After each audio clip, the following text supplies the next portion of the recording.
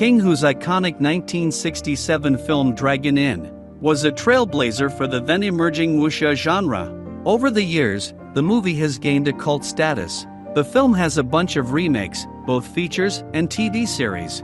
It also inspired Goodbye, Dragon Inn, an experimental homage project, where actors from the original movie watched the classic on the big screen. By the way, Quentin Tarantino was a big fan of Hong Kong cinema, and his movie The Hateful Eight was heavily influenced by Dragon Inn.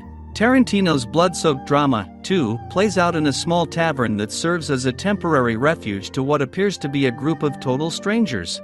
Westbound Inn's plot draws on the same idea.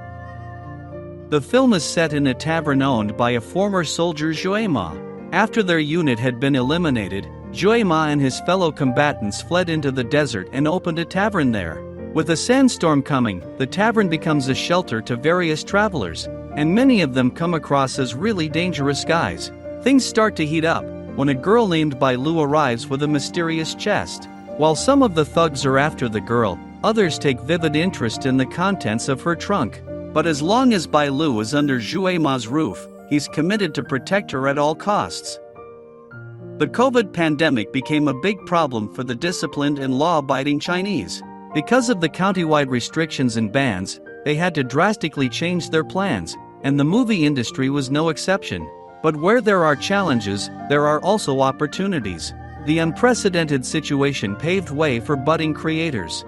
For example, Westbound Inn was made by people that had little, if any, directorial experience. The picture has as many as 3 directors, one a former cinematographer and another, an action choreographer. For all 3, Westbound Inn was a directorial debut on feature-length film. Naturally, lack of experience on the part of the burgeoning directors does show on the screen. Westbound Inn has a bunch of technical flaws, including poor camera work, awkward editing, and subpar action scenes. Nonetheless, it's not some dumb trash, but a fully fledged film with its story, dramatic tension, atmosphere, and decent acting. Like in Dragon Inn, it has several investigative plotlines that explore which strangers stopped by at the tavern by pure accident, and which ones pursue their malicious goals. On top of that, the movie creates a complex dynamics between its characters. One good example is a love triangle between Zhou Ma, his ward Xiaoman, and the newly arrived Bai Lu that Zhou Ma wants to protect. Xiaoman is jealous, Zhou Ma follows the call of duty, and Bai Lu just wants to leave the tavern the minute the sandstorm is over.